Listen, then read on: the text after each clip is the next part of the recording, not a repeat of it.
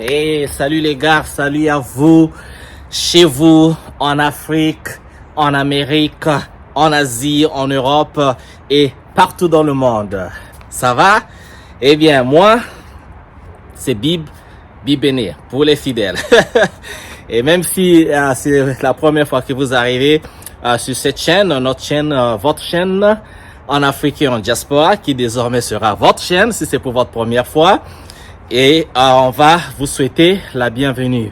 Alors aujourd'hui, je vais vous raconter une histoire. C'est une expérience. Et c'est quelle expérience?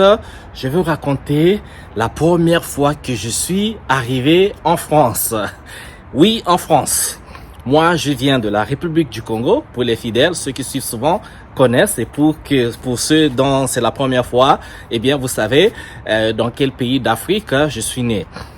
Et venant de la République du Congo, on a grandi avec l'influence de la culture française à travers les films, à travers la cuisine, donc la pâtisserie, la baguette, les croissants, le fromage. Il y a plein de produits français, la vache qui rit.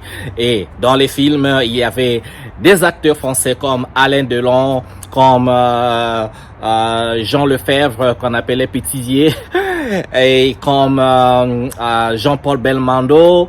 Et on a regardé les dessins animés français chantés par la célèbre chanteuse française Chantal Goya. Il y a eu quoi d'autre de la France? Il y a eu de la variété française, la musique française, Patrick Bruel, il y a qui d'autre? Garou, je pense bien. Bon, il y a plein de gens comme ça. Donc la musique française, les films français, on a voilà, je viens moi de l'ancien temps. Donc on a grandi avec cette culture française. Et aussi la France devenait un pays qui nous faisait rêver. On nous a fait rêver la France à partir de ces images-là qu'on regardait. La Tour Eiffel, les Champs-Élysées, les Galeries Lafayette, Châtelet, les Halles, le métro. Donc à travers déjà le film, on voyait les images de cette France. Paris qui faisait rêver, Bordeaux, le métro, les fromages, le vin de Bordeaux, ok, le champagne, que voulez-vous, le fromage dont j'ai cité, donc la chèvre, le camembert, tout ce que vous voulez qui venait de France. Et dans le temps, moi, quand on grandissait, nous avions aussi des boutiques françaises comme Bata. Et on va pas oublier les voitures françaises comme Renault 600, Renault 209, je pense. Il y avait quelle autre marque? Peugeot, bien sûr. Il y avait Citroën. Donc c'était les trois marques qui jonchaient donc les rues des villes de la République du Congo, donc Brazzaville, Pointe-Noire, Dolisie. Donc on rêvait de ça. Et il y a eu aussi bien sûr les marques fashion, la haute couture comme Coco Chanel, ok, Louis Vuitton et tout ce qui va avec. Bon, je suis pas trop fashion moi. Je connais beaucoup de marques, mais je sais pas toutes les marques quelles marques sont exactement françaises ou quelles marques sont exactement italiennes ou je sais pas, comme Gucci, Versace. Je sais pas si c'est français ou italien. Bon, les spécialistes de la mode nous pourront nous dire dans les commentaires. Et donc, nous on a grandi avec cette culture française. La France devenait a commencé à représenter pour beaucoup de Congolais et beaucoup d'Africains comme ce Eldorado, ce paradis, cet endroit mirifique, cet endroit quand on arrivait, il y avait donc le bonheur, l'argent était facile, la vie était facile, les lumières, parce que c'était la ville de lumière, Paris, Bordeaux, Lille, Lyon, que voulez-vous? Toutes les villes de la haute Normandie, comme le Havre ou la basse Normandie, comme Caen, et il y a Rouen, et quoi, mais plein de villes comme ça, Dijon, Nantes, Reims, Blois, et les plus petites villes, les petits villages ou petites villes comme ça, comme Nogent-sur-Seine, Nogent-sur-Marne, après plus grandes encore comme Marseille / Algérie. Non, c'est une blague les gars. Et donc Paris, la France nous faisait rêver. Et qui ne rêvait pas d'aller en France? On avait tous cet idéal-là. Après avoir fait les études, l'idéal pour nous, c'était d'aller en France, faire continuer nos études. Et je me rappelle encore, il y a ces années-là, quand j'étais au lycée, avec mes potes, dans le temps, il n'y avait pas Internet, comme je vous ai dit. Moi, je viens de la vieille classe, ok? Il n'y avait pas d'internet, donc pour entrer en contact avec les écoles françaises ou encore les IUT, donc Institut de technologie de France, il fallait écrire les lettres comme dans le temps. Vous écrivez une lettre à la main comme ça, vous mettez dans une enveloppe, vous mettez le timbre et vous mettez l'adresse et autres à la poste. Une fois posté, et vous attendez 3, 6 mois, parfois une année pour avoir la réponse. Et une fois l'école vous répond, vous répondez avec les conditions pour lesquelles qu'il fallait pour adhérer ou s'inscrire dans ces écoles. Parfois il y avait des réponses, parfois il n'y avait pas de réponses, et parfois quand il y avait des réponses, on se mettait au parfum des conditions d'inscription dans ces écoles. Donc on rêvait, même si je m'étais jamais inscrit parce que pour des raisons pour quelques raisons que ce soit. Mais au moins, on rêvait, on connaissait déjà la France, les écoles françaises, les rues de France, même sans y être. Mais on avait déjà une idée, c'est quoi c'était la France. Une idée. J'ai dit bien une idée parce que c'était la France des images. C'était ce qu'on voyait dans les images,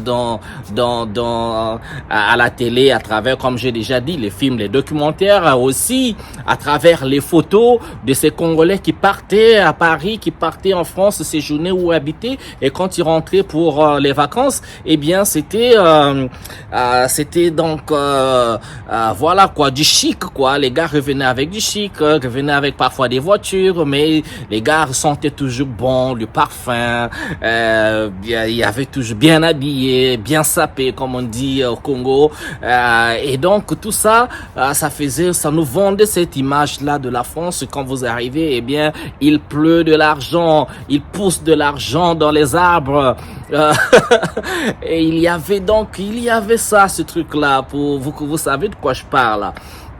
Et donc, on rêvait d'y aller. On va aller vite pour voler dans le temps. Voler dans le temps pour vous raconter ma première fois en France. Première fois à Paris. Donc, nous étions là, je crois, en 2006. Dans le temps, j'étais avec mes amis, mes potes de l'art. Je vous épargne les détails de tout ça, mais je vais vous parler de mon expérience personnelle. Donc, quand on arrive en France, donc on atterrit à Paris, donc à l'aéroport Charles de Gaulle. Mais c'était bien. Quand je suis arrivé, j'ai vu l'aéroport, mais un grand aéroport comme ça. Vous savez, dans le temps, nous on partait de l'aéroport de Brazzaville, Maya, et surtout l'ancien aéroport. Maintenant, on a un nouveau aéroport qui est bien construit, qui est au standard moderne, et c'est beaucoup plus petit que Charles de Gaulle, bien sûr, mais c'est un aéroport à un standard international qui peut faire envier certains aéroports de l'Afrique, ok? Et alors, donc, on arrive par Richard de Gaulle, bien sûr, c'est déjà le choc tout de suite, là. Regardez donc les escalators, les ascenseurs, et il y avait même un train qui venait à l'aéroport, le TGV qui rentrait à l'aéroport, il y avait le RER qui arrivait à l'aéroport. Dans le temps, je savais pas que ça s'appelait RER, quoi, le train qui dessert les villes françaises, là, autour de l'Île-de-France.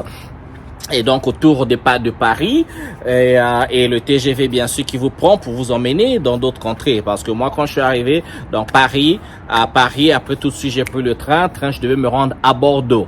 Ok, Bordeaux. Donc, et après Bordeaux, pour un séjour de 2 ou 3 semaines, je pense, je devais revenir sur Paris parce que avec les amis, nous étions bien sûr les amis artistes, on devait participer à un concours de danse. Donc, nous étions des danseurs, nous aimions un peu, on était là pour montrer notre talent. Donc, ça devait se passer à Paris. Donc, Bordeaux. Et arrivé à Bordeaux, on nous a mis dans un bus pour nous emmener dans une petite ville juste à côté de Bordeaux qui s'appelait Saint-Médard-en-Jalles. Donc, à Saint-Médard-en-Jalles, on a travaillé. Pour revenir sur l'expérience Paris. Donc, avant Paris, Bordeaux. On arrive à Bordeaux. Je regardais la France, j'ai découvert la France, le train, le TGV, donc vous voyez, avec les yeux d'Africains, les yeux de Congolais qui arrivaient dans ce qu'ils voyaient à la télé pour la première fois. On devait maintenant tâter les yeux et les doigts et les pieds et du corps, tout ce qu'il y avait en France maintenant. Et donc, Bordeaux, on arrive à Bordeaux. Le premier choc culturel, c'était quoi déjà? C'est un monsieur qui était, dans le temps, j'étais très jeune. Le monsieur était visiblement plus âgé que nous. Il était pas mal habillé, pas trop, pas chic, pas trop sale non plus. Un français blanc. Il s'est approché de moi, donc de nous avec mes amis. Et le gars, il dit, excusez-moi, est-ce que je peux avoir 1 euro? On s'est regardé, on dit, mais on vient de l'Afrique, là, on vient d'arriver. Un blanc qui nous demande 1 euro? Un blanc qui demande 1 euro aux Africains? Mais on s'est regardé, on dit, les gars, il se passe quoi là? Parce que nous, dans tout ce qu'on voyait dans les images, on pensait que tous les blancs étaient riches. Tous les blancs étaient huppés, ils avaient de l'argent, ils roulaient tous dans des belles voitures, ils avaient des belles maisons. Donc quand on arrive à Paris, ce serait le cas. Mais qu'un blanc arrive à nous demander 1 euro, on dit mais il se passe quoi là? Et on n'avait pas d'argent sur nous, j'avais rien. Moi on s'est regardé, on dit désolé, nous on vient d'arriver, on n'a rien sur nous. Le gars est passé, on dit tiens les gars, on s'est regardé avec le pote, on dit c'est comme ça déjà là, ok, ben bon on va découvrir. Bref. On a passé le séjour là-bas à Saint-Médard-en-Jalles, en plus les balades à Bordeaux, Talence et autres, là où il y a l'université. Beaucoup d'étudiants africains sont passés par Talence et après les 2 ou 3 semaines, je pense, retour sur Paris. Bon, retour sur Paris, bien sûr, pour tout Africain, pour tout Congolais qui arrive à Paris, que pensez-vous qu'il va visiter en premier? Que pensez-vous qu'il va visiter en premier? Et bien sûr, la Tour Eiffel. La Tour Eiffel, on a cherché tout de suite et les gars qui va nous emmener à visiter la Tour Eiffel. Donc on a fait ce qu'il fallait faire et ce fut fait. Tour Eiffel, Champs-Élysées, on est allé, bien sûr, il fallait aller là où il y avait les Africains, Château Rouge, la Gare du Nord, le Montmartre, donc tout ce qu'il y a dans l'arrondissement, si je me trompe pas, je pense que c'est le 18e. Et donc, voilà, Château Rouge, vous arrivez, c'est un peu l'Afrique, quoi, mélangé, là où il y avait la nourriture, beaucoup de restaurants africains, de business africains, beaucoup d'Africains, on pouvait manger comme au Congo. Vous arrivez à Château Rouge, mais bien, il y avait des boutiques et autres. Mais bien sûr, quelqu'un de curieux comme moi, j'aime aussi m'évader. Donc, je me suis mis à visiter les musées, je me suis amusé à visiter... que ce soit le musée à la Villette ou bien le musée, je crois, Georges Pompidou, le Quai Branly, visiter Paris. Et je vous assure, aussi émerveillé que j'étais pour voir ça. Et au fur et à mesure que je visitais Paris, au fur et à mesure que je visitais la France, je commençais à être frustré, je commençais à me mettre en colère. Et la transformation commençait à se faire pour moi. Et cette transformation, mais je me disais, autant que j'étais émerveillé, mais autant je devenais aussi inspiré, mais aussi curieux et frustré, parce que je comprenais pas, même si déjà par les images, je voyais la France. Mais voir ça de mes yeux, vivre ça, voir le mode de fonctionnement, voir la structure et l'infrastructure, voir de la manière avec laquelle les rues étaient balayées, comment la société était organisée, comment il y avait des compagnies de maintenance, aménager les voies la nuit par exemple, où il y avait des travaux de construction, la façon dont on construisait, la façon dont on maintenait les routes propres ou bien aménagées comme je venais de le dire, moi ça me tiquait. Je me dis mais tiens, l'écart de développement entre la France et le Congo, c'était quand même le jour et la nuit. Puis je me suis dit mais tiens, mais le Congo est une ancienne colonie française, ok? Mais pourquoi il y a un écart si grand de développement alors que le Congo a été colonisé par la France? Et la France a tenu le Congo pendant combien? Un siècle et demi, 2 siècles, jusqu'à ce qu'on appelait les indépendances en 1960. Donc, avant 1960, le Congo était sous le joug, donc sous les règnes de la France. Ce sont les Français qui tenaient l'administration du Congo. Et parce que le pays est colonisé, ils faisaient donc le design des routes, des hôpitaux, des programmes scolaires et tout ce qui valait bien sûr l'exploitation des richesses. C'était par la France.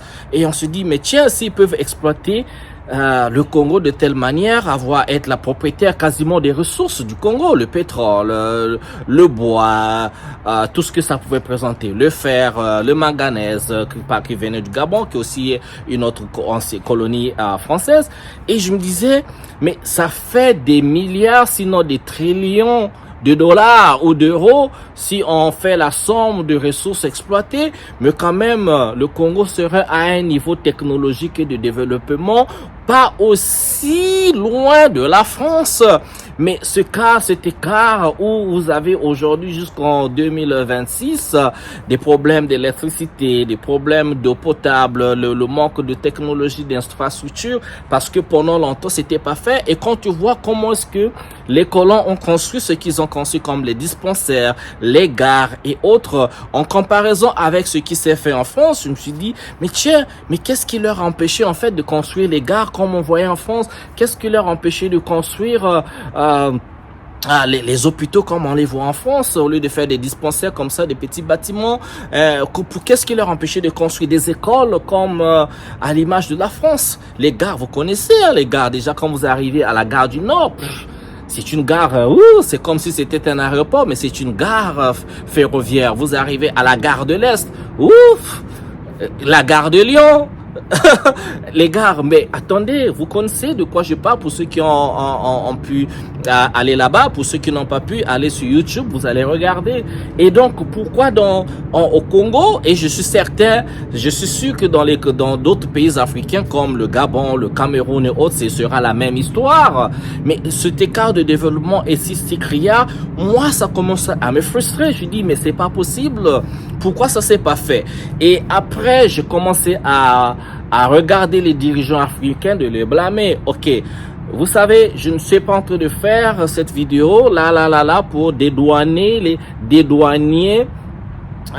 dirigeants africains de leurs responsabilités, parce que je sais que il y a des pays comme la Corée du Sud, il y a des pays comme au Moyen-Orient, on a vu avec le Qatar, l'Arabie Saoudite ou les Émirats Arabes Unis qui ont pu construire et développer leur pays en 20 ans, 30 ans. Je sais que chez nous c'est possible, mais par contre il faut faire attention de ne pas appliquer les choses, parce que les politiques sont forcément différentes, les cultures différentes, les influences sont différentes aussi, les regards sont différents entre le colon, le regard du colon vis-à-vis d'un arabe qui a la peau claire comme lui, et vis-à-vis du noir qui a la peau dite noire, et le rapport d'abord de force de eux qui étaient colonisateurs. N'oublions pas aussi le commerce, par exemple, l'esclavage arabo-musulman qui a existé, qui a duré un peu plus que celle des Européens. Donc n'oublions pas ça. Et que quand on a accédé aux indépendances, n'oublions pas que même si nous avions des présidents africains qui étaient là, mais il y avait des présidents qui n'avaient pas en fait le pouvoir de décision.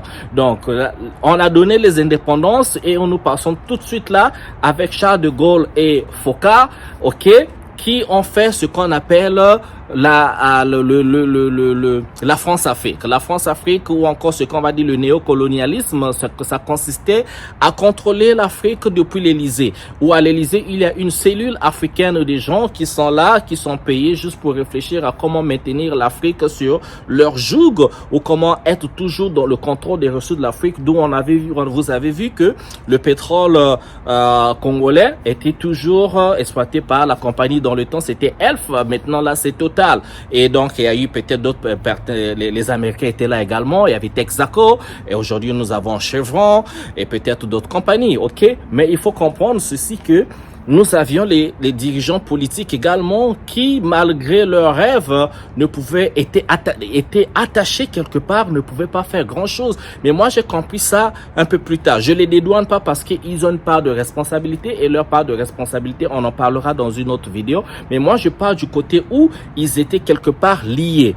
liées parce que les grandes décisions de développement, de changement, ils pouvaient pas faire les grandes décisions telles que avoir nationalisé par exemple le pétrole congolais et pouvoir le vendre sur le marché international avec d'autres partenaires. C'était impossible parce que ce pétrole appartenait à la France. Eh bien, c'était un secret de polichinelle, c'est comme ça. Et nous avions vu les présidents congolais qui ont essayé, à l'instar de Marien Ngouabi, quand il a essayé de tenir le discours, donc pour vendre le pétrole congolais, reprendre le contrôle du pétrole congolais, le vendre sur le marché international. Vous avez vu ce qui lui est arrivé. L'autre président actuel n'a jamais tenu le discours dans ce sens, ok? Bien, vous savez ce qui arrive à ceux qui tiennent ce discours de nationalisation des ressources de la nation. Nous avions eu en 1992 quand on a fait des élections démocratiques et qu'il y a eu le premier président démocratiquement élu au nom de Pascal Lissouba, eh bien, il a fait son grand pouvoir et tout son discours était centré sur la nationalisation des ressources congolaises, du pétrole. Son discours était centré sur transformation du Congo, transformer le Congo en une petite Suisse, ok, développer le Congo, la production, produire avec comment on appelle, avec les palmiers, parce que les palmiers est pas un arbre, mais une plante magique. Parce qu'avec déjà les feuilles, on peut faire des fibres. On peut faire de l'éponge, on peut faire avec les noix de palme, on peut faire de l'huile, on peut faire plein de choses. Pas seulement l'huile de palme, mais avec même les noix qui sont dans les palmes, on peut faire de l'huile pour des cheveux, plein de choses. Ok, donc c'est une plante magique qu'on pouvait développer. Donc il venait avec l'idée de l'industrialisation du Congo. Ça n'a pas plu à certaines personnes. Et pire encore, d'abord, ils ne connaissaient même pas la quantité de pétrole que la compagnie Elf extrayait du sous-sol congolais. D'ailleurs, regardons cette vidéo du professeur président Pascal Lissouba du Congo, qui l'en témoigne lui-même, et je reviens pour un commentaire. À tout de suite. Problème, à partir de cette grille, fini le Congo, tout est contrôlé par Elf, dans le plus grand secret. C'est ce qu'affirme l'ancien président de la République, Pascal Lissouba. Selon lui, le Congo ne savait même pas combien de pétrole était extrait de son sous-sol. Nous ne savions rien de ce qui se passe et nous n'avons même pas la quantité du pétrole qui sortait de notre pays, nous ne la connaissions pas. Vous voulez dire que les autorités congolaises ne la connaissaient pas. Ne connaissaient pas la quantité de pétrole extraite de leur sol? Par quel moyen? Au large de ces plages, des quantités de pétrole importantes auraient ainsi été acheminées sans que les officiels congolais n'en soient mis au courant, parfois même des navires entiers. Et un pétrolier de 100 000 tonnes, cela représente près de 100 millions de francs qui échappent aux caisses du pays. On appelle ça une cargaison fantôme. Interrogé sur la question, Loïc Le Floch-Prigent ne dément pas qu'il y en ait eu. Il y a des cargaisons qui sont produites et qui n'ont jamais été officiellement. Voilà. Alors c'est des choses qui sont arrivées, bien sûr. Voilà les gars, ça c'est le président de la République du Congo qui parle. Il n'avait aucune idée du pétrole qui était extrait de son sous-sol, de son sol. Et le pétrole constituait ou constitue jusque-là la richesse primaire de la nation. Mais si la richesse primaire de la nation, même le chef d'État ne connaît pas la quantité extraite et le chef de l'État doit attendre qu'on lui fasse des rapports, souvent les rapports parce qu'il y avait le rapport officiel et le rapport officieux. Et lui, on lui donnait le rapport officiel comme étant un faux nombre de quantité, donc le nombre de barils de pétrole extrait, et à côté il y avait le secret, donc le secret dans les armoires. Et voilà que nous nous sommes retrouvés avec l'exploitation sans pitié. Mais je vous dis, c'est sans pitié. Là encore, on va pas dans les détails. S'il faut aller dans les détails, c'est gravissime. Et sans pitié de l'Afrique. Donc, nous sommes retrouvés avec cet écart de développement. Et moi, quand j'étais en Paris pour revenir, c'est à ça que je pensais. J'étais frustré. Et ce qui me frustrait encore, c'est quand je voyais nos frères africains qui étaient complètement inconscients et ceux qui étaient parfois plus fiers d'être français que congolais.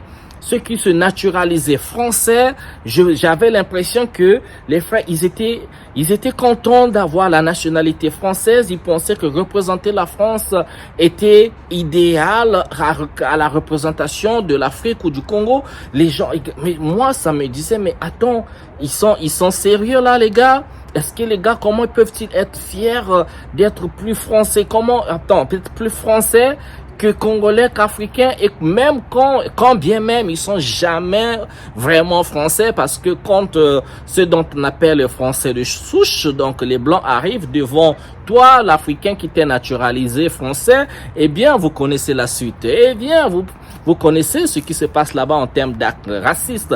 Mais là encore, c'est un autre choc culturel qui fera objet d'une autre vidéo. Et donc là, moi, je vous parle de ce choc-là, de ce qui a commencé à me révéler, ce qui a commencé à me dire, mais quelque chose ne va pas dans cette relation, dans ce partenariat entre la France et la République du Congo.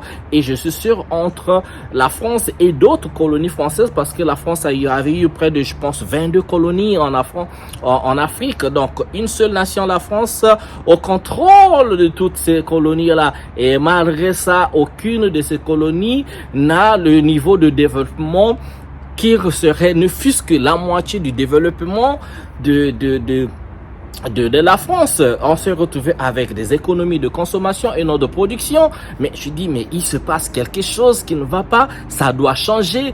Et c'est comme ça que je suis devenu fou. C'est comme ça que les gens commençaient à me traiter de, voilà, quelque chose n'est pas avec moi, parce que, eh bien, j'interrogeais, eh bien, je me disais, tout ça, ça doit changer et tout ça peut se casser, parce que c'est les mêmes cerveaux qui sont en France, c'est les mêmes cerveaux qui sont en Afrique. C'est pas différent. Mais par contre, dans les rapports de force, c'était pas balancé, c'était pas du tout équilibré, et c'est là qui se situe le problème. Et c'est là dans les influences, avec déjà, si vous avez instauré un système France-Afrique, avec des gardiens de ce système, avec des mercenaires comme Bob Denard, avec et ses coryphées et ses sbires qui veillaient à ce qu'aucun président africain ne tienne le discours de nationalisation des ressources ou de vraie indépendance ou de vraie souveraineté.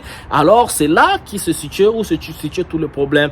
Et encore, avec donc cet endoctrinement, je sais pas qu'est-ce que les Africains boivent, les gens pouvaient pas se rebeller, les gens pouvaient pas se dire que non, il y a quelque chose qui va pas. Tout le monde voulait quitter le Congo pour aller en France, pour aller. Eh bien, c'est là où aussi où on a un autre pépin. Et voilà, moi, c'était mon expérience de la première fois que je suis arrivé en France, la première fois que mes pieds ont foulé les terres de Paris. C'était une expérience. Émerveillement, oui, parce que le beau émerveille, parce que la lumière émerveille, mais aussi inspiré, oui, parce que le beau inspire, mais frustration, parce que on a quelque part quelqu'un à voler quelqu'un. Voilà, je rigole pour ne pas pleurer, je dois rire, sinon c'est avec pincement de cœur. Voilà, c'était ma vidéo pour aujourd'hui, c'était assez lent, mais bon, mes vidéos peuvent être longues, mais c'est pour des gens qui peuvent écouter, ok? Ici, c'est pas TikTok, ici, c'est pas Instagram, ici, c'est pas le micro-ondes, c'est pas des vidéos de 30 secondes, c'est pour les gens qui sont sérieux, ok? Je vous adore, ceux qui me suivent, de toujours me suivre, soutenez-moi quand vous les soutenez déjà. Laissez les commentaires, quelle était votre expérience à vous, la première fois que vous êtes arrivé en France, en Europe, quel qu'en soit le pays, ou même aux États-Unis, quelle était votre expérience? Partagez la vidéo pour que le message porte. N'oubliez pas, les j'aime toujours pour que le message arrive dans l'algorithme de tout le monde. Alors, je vous souhaite bien le bonheur chez vous. Ciao, ciao.